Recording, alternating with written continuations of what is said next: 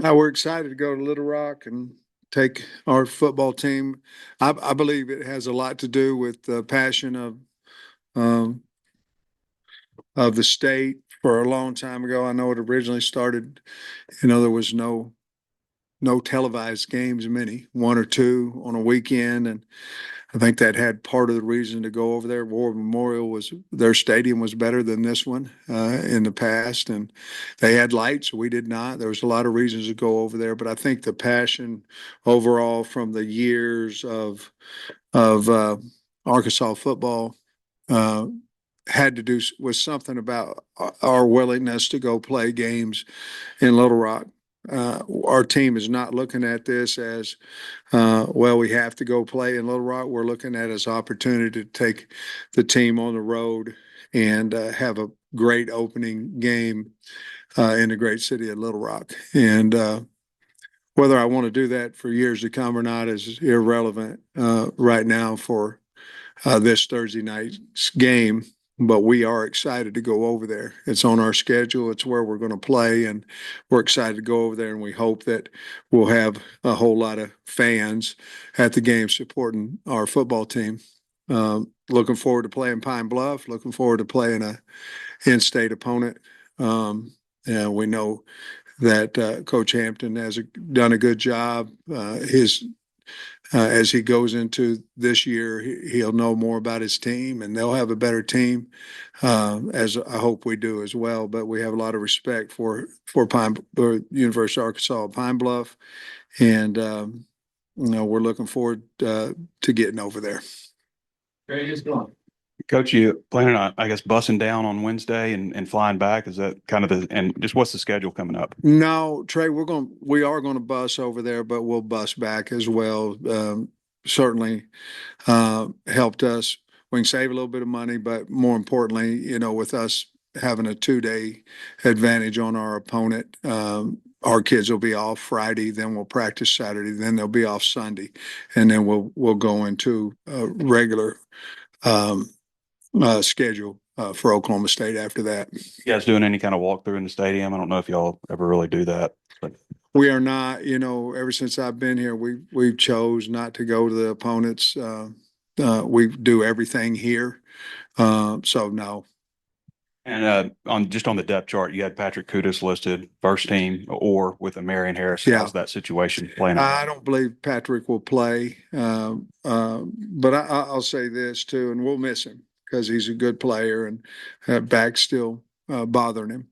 But Marion Harris has had an outstanding camp, and I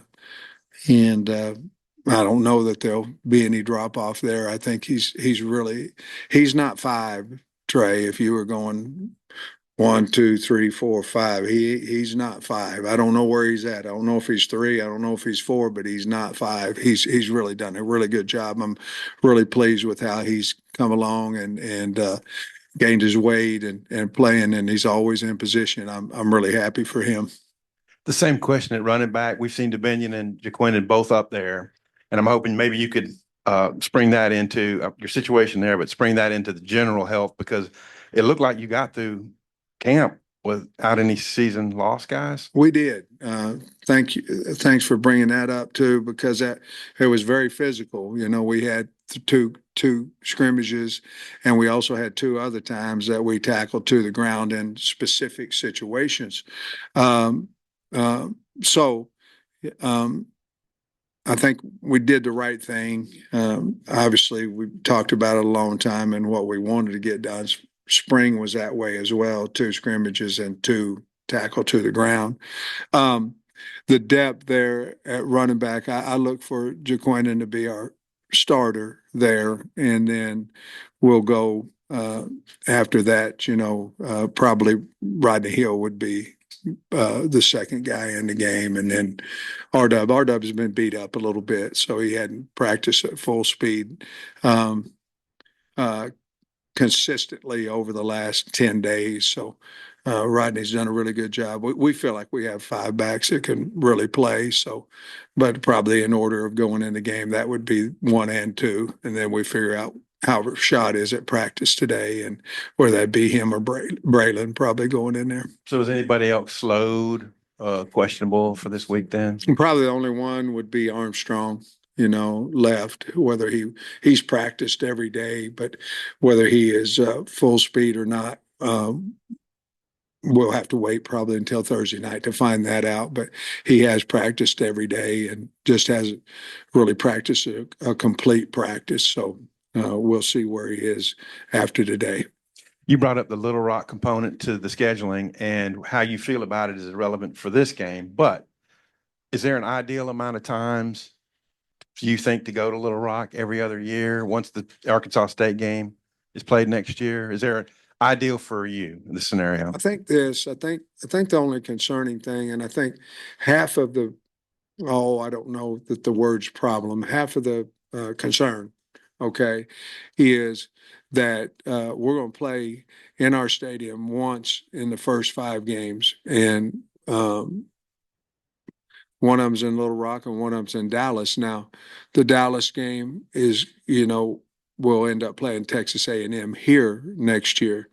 But if you look at it and you consistently look at it, I believe the year we won 9, I think we had 6 games, and I think 4 of them, y'all check me on this, but I'm saying I think 4 of them were home games, and we were in here twice. And I, to be honest with you, I just don't know that it's fair to the fans. I mean, they know where the University of Arkansas is. They can plan it. They can get here for games. I think they want to be here for games. So there are problems with that, including the one for 5 here. I don't know the answer, to be honest with you, in the future. Obviously, we're going to go play Arkansas State a year from now over there in Little Rock, but I think there's a lot of conversation probably needs to be had between now and 2026. Sam, I think the last time we talked to you, you mentioned that Anton was really pushing Nico, and then same thing with TJ Metcalf really pushing Hudson there at safety, and they're both listed as oars on the depth chart. I'm curious kind of where those battles stand going into this week. Well, we haven't really talked to the kids, exactly, if there's an or on there, who's going to be that. But I can be honest with you and tell you both Hud and TJ have played really well, and so has Nico and Anton, which is a good thing. A lot of times you have battles and you're trying to find one that's good. Both those battles are between 2 really good players, and they both will play all 4. You understand what I'm saying, but I think we still have another physical practice today, and we'll find out what we're going to do at that point. But again, who runs out first is probably more important to the kid and maybe the media than it is to us, because they're going to certainly play their reps. And I'm curious your general feeling when it comes to like bulletin board material. Like if another player, or coach on another team says something, do you address it with the team? Do you like let them know like, hey, this is what they're saying, or is it like, hey, they see it anyways, no need to bring it up? Nowadays everybody sees everything. So we have a lot of respect for Pine Bluff and their staff, and so we'll just leave it at that and try to go out and play our best game.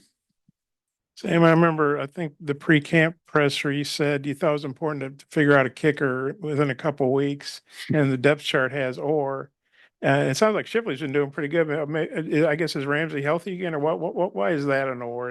And is it really you don't know who's going to kick Thursday? Well, all of them's oars because we haven't talked to the kids about it. To be honest with you, some of them they're so close of a battle that we still need to practice 2 more days before we figure it out. Again, that doesn't mean that we don't have confidence in the oars, because we do, or they wouldn't be on there. We haven't spoke with the kickers yet about who's won that job. And once we do that, I guess you'll find out on Thursday. I hate it, but we just haven't, at this time of the media, we haven't talked to the kickers about who's won that battle. I can say this, they both have kicked well. Ramsey was hurt for a week. We shut him down for 5 days, and then he was back yesterday and did a really good job on his field goals. And there's been a lot of talk from players and you know, Eric talked about how far Harris has come since, I guess, the spring, and you're down there with the line a lot. Specifically, what is he doing that's, you know, made him, you know, one of your top guys? I just think he's so much more motivated, and his body gives him a chance. You know, he had lost so much weight, and he was down to 275, 278 pounds. And I'm not for sure if that didn't affect his mind as well, because he wasn't able to move people. He always had good quickness and always had pretty good technique. But now I think him being over 300 pounds, I think his confidence is much better. He's been here now for 3 seasons. His ability to move people is much better, and he's just. I think he's just playing better because he's confident that he can get it done, and him and Carmona together, they've really been a good. Carmona's been good for him too, if that makes sense. And then I was curious how the mock game or the dress rehearsal, or whatever you want to call it, went Thursday night. I guess I know you're not hitting, but how did it go from a logistics? Well, we actually did this year. We went in shells, and our tempo was good. I felt like the offense, I think, was right at 20 plays. 2 of them were on air, situational, and the defense was around 18. And then we had all kinds of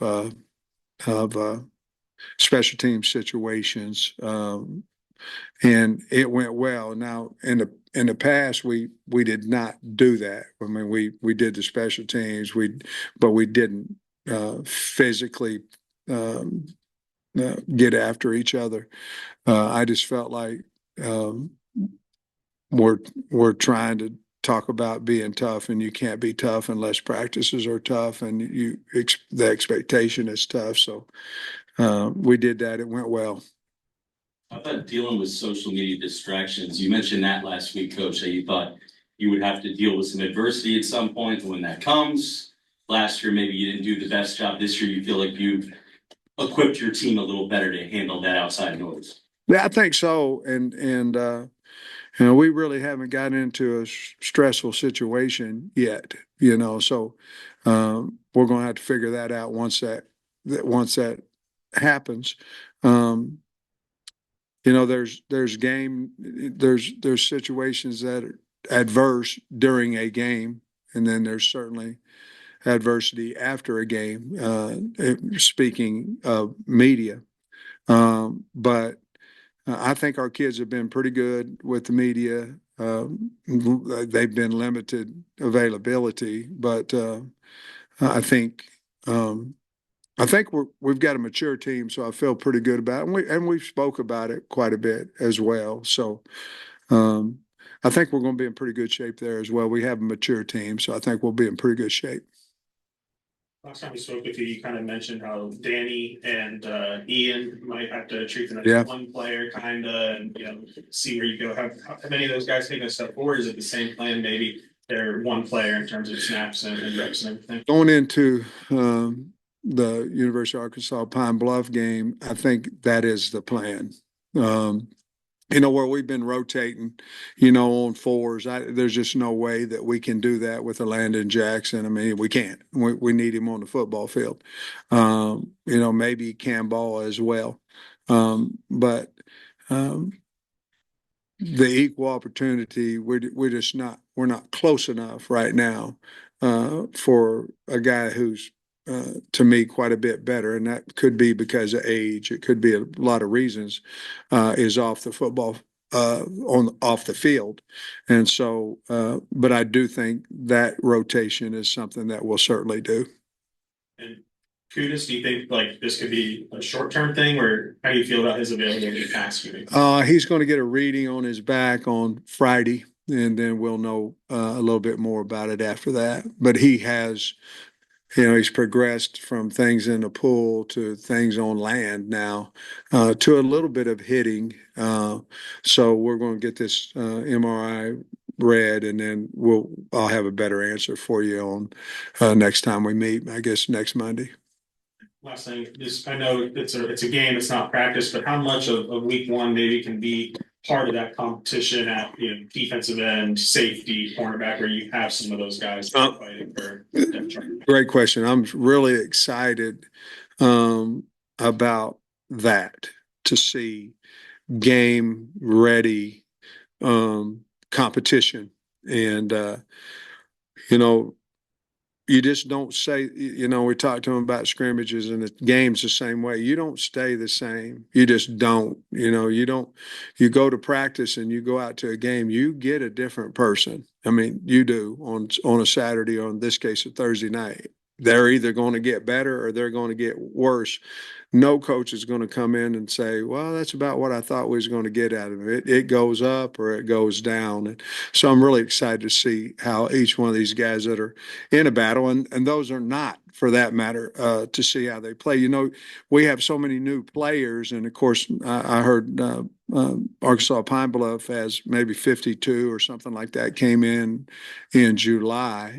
So very, very difficult to really, really, really know what you have until you line up there on a Saturday night. You think but it'll be a lot of fun to find out truly what we have. Coming into fall camp, you said you liked Andreas Poshka, but you need to love him. I guess how much closer are you to loving him, and what have you seen from him throughout the fall camp? Well, I love the kid.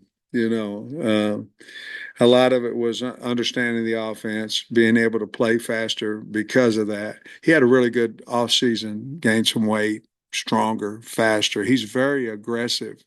So there'll be times in there, it depends on, what personnel that we use, that he'll be the first guy out there. Now he might be out there with another tight end. So he's come a long way. I believe that we'll find out more about him on Thursday night, but I've been pleased with his progression over the last, whatever it's been, 21, 22 days. Coach, last year, I think a full week out, y'all announced the captains, but you Yeah. haven't yet. Are you know them, or is there a reason for the delay? Well, I've changed that one too, with the portal and all that. I think naming captains this early. When I was at Georgia, Trey, they named them after the season, and they just had a rotating guys. I do think what we're going to do is we're going to name 4 game day captains for a while. And I don't know how long that's going to be. I don't know if that's going to be to game 10. I don't know if that's going to be during the bowl prep. I don't know when that's going to be that we decide who our captains are. But I just think here, twofold, Trey, to be honest. I think that we have too many captain-like guys on our team right now to get to 4. I think let's let them play a little bit. Let's see them in the adversity. Let's see who really is the leaders on a Saturday afternoon. Again, we have 39 new guys. So I just thought that it would be kind of cool if at the end of the year, if you had 48 guys or you had 36 guys that represented the team as captains. I mean, let's look at this. You're going to Little Rock. So if you're sitting there thinking who could be game day captains, well, you start thinking about your kids from Little Rock that are starting. You start thinking about maybe a guy from Memphis, whatever. And I think it would mean something to those kids. And they had the opportunity to walk out there. And, captains have changed. They never ask a captain, what do you want to do or anything. Most of the time they don't ask me. They just, you're going to take the penalty and we're moving on. So that's really something that could kind of be neat that I thought about, that you could have 40, 48 guys in a 12 game go out there and then maybe decide who really earned the captain spot after the year during possibly bowl prep. Just kind of going through thinking too deep in my head, but Nico was like the only guy I could think of. Yeah. Well, you have him Marion as well, now. And, then if you didn't have a lot of Little Rock kids, you might go back to the state of Arkansas because we're going over there. So we've got an idea. We haven't talked to the team about it yet. You're trying to get it out of me, and I'm not going to give it to you. All right. You watched some football games this weekend, and anything I that you did. maybe could apply to your players for, hey, look how this guy, or penalties or anything like that you might Well, apply? I mean, we did a turnover circuit again, individually, because we saw quite a few balls on the ground. Penalties obviously are a big part of the beginning of the season. We did show a couple of clips to the teams about some things on special teams where, guy muffed a fair catch on the kickoff and they got it on the one, and next play was a safety. He was not in the end zone, makes a big difference. So there was some situations like that, but basically it's the message was about what you believe that you can do, and rankings in preseason are so inconsistent with what you have. You see Georgia Tech and Florida State, and if you looked at that game, no disrespect to either team, but it wasn't a fluke. Georgia Tech and them went toe to toe, and two good football teams. Georgia Tech found a way to win the game. That's how our season started last year as well. We just didn't. We were Florida State. We weren't Georgia Tech at the end of the game, and so they're all learning situations. And why did it happen? And because Georgia Tech could have blown up there at the end with the snap, and then they come back and have two really good plays, and the kicker goes in and wins the game. So, yeah, there's some situations that we saw that we used with the team. I was going to ask you about Pine Bluff, what you know about schemes, anything, and I think they named Hagen's number 9. Yeah, they did. So just many thoughts that you have on Pine Bluff. Well, quickly on them offensively, and we've got to stop the stretch play. The quarterback is athletic, so he can throw and pass. They have a wide. They don't have a lot of guys coming back. I like their left tackle. They have a center and a left tackle. Their left tackle, Christian Love, he's a good player, and so I like that. Schematically, they're going to throw the bubble. They're going to run their quarterback. I expect some RPO type situations out of them. They've got good team speed, and we've got to, like I say, we've got to stop the bubble screen, and we got to stop the stretch, and that's what they did. I thought very well last year defensively. Haven't seen a lot of pressure out of them now. Whether they change or not, obviously I'm talking about Grambling, what their coordinator did at Grambling, their offensive coordinator last year. That's what he did. Defensively, they have the same coordinator back, and they base out of a 4-man line, a field under G. Not a ton of movement. I expect to see more movement. Not a ton of blitzing. I expect to see more of that. So we are taking what we saw from them last year and amping it up, instead of we're very rarely running anything against a base front because we're expecting some type of movement. Zone team, not a lot of man coverage out of them, and but very, very well coached, and they play extremely hard. You've got the rare triple or at one of the cornerbacks with Singletary, Cuddy, and Keon Stewart. Are they all guys, or are you looking for a guy? No, I think they're all really good players. Part of that, again, when Cal makes me do this, it's because we're beat up a little bit, so I'm going, well, when are they coming back? All this stuff. But Singletary's been, he's had a little hamstring, that set him back a little bit, and Stu's been beat up just a little bit as well. But I think all three of those guys are healthy, and I've really liked what Cuddy's done, what he's done, and so we'll see if we get through healthy. The next 2 days, I expect for Cuddy to be the guy there. Just a quick question about media access. I think you were wide open in spring. I think Kyle said that your training camp was maybe as open as anybody. And in season is going to be no access. I just wonder, have you evolved on your thoughts on what led you to this point? Well, guys, it's a really critical year for us. I mean, it is. It's a big year for us, and I just wanted to keep as much as we could everything in-house. A lot of times, in all honesty, a lot of times from our observing practice, there's some information that I don't want out that gets out. And it's just a big year, and that's no negative towards anybody. It's just human nature. So and so's not starting today. They moved this guy to this. And, I'm not saying you can't find that out anyway, because we can call people, right? But it's a big year for us. And we just wanted to keep everything in-house as much as we possibly could. Now, we also understand that you have a job to do and that media is part of our family. And sometimes we like it, sometimes we don't. But you are a part of Hog and a part of our family. We understand that too. So we're trying to find as good of a togetherness as we possibly can have. And to be honest with you, I'd like to see where it goes, and then we'll decide in the future. But we do not want to shut you out of what's going on. There was just too many things I felt like going on that people knew about our program that I didn't necessarily want them to. And we didn't hear a lot about Jordan Anthony in camp, or maybe we just didn't ask that much about him, but he's on the depth chart. We know he's got, super duper speed.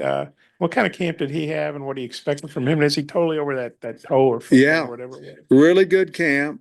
I think Jordan's probably moved his way. He's definitely 2 deep, but that'd be 6, right? I think he's 6 or higher and moving up. Really, the toe, the track, might have, I don't want to say set him back, because we knew when he came here he was going to be a track athlete and a football player. But he seemed to, as his health got better, he seemed to just keep on increasing. I think you'll really like him on Thursday night. I feel like he'll do a good job for us. I guess just a quick one tactically on the rules. I guess the first week we've seen the 2-minute warning Yeah. in action here in college There's football. more stuff to worry about. Just your thoughts on how that might affect, play calling and things like that. I think this depends on, are you ahead? Are you behind? How much are you behind? Whether you're going to try to use that. If you're 2 scores down, you're probably going to try to add another one before, the 2-minute one. You're trying to, depends on down and distance, a lot of stuff. But for the most part, after doing studies on it, you're going to let the 2-minute warning be the 2-minute warning. Again, there's certain situations where you could possibly steal a timeout, and that's what we would do. But that rule, and then you've got your two stride rule before you can hit the quarterback. So we've been working on that as well, but that's really, to me, the only 2 that kind of stick out. BetOnline is your #1 source for all your betting needs. Get the latest odds, lines, and matchup reports for baseball, boxing, golf, and more. BetOnline continues to be the fastest and easiest way to place your wagers, including live betting and your favorite casino and card games available to play right from your phone. Head to the website or use your mobile device to sign up today and get in on the action. Remember to use our promo code BELIEVE, that's BLEAV, for your 50% welcome bonus on your first deposit. Bet online, where the game starts.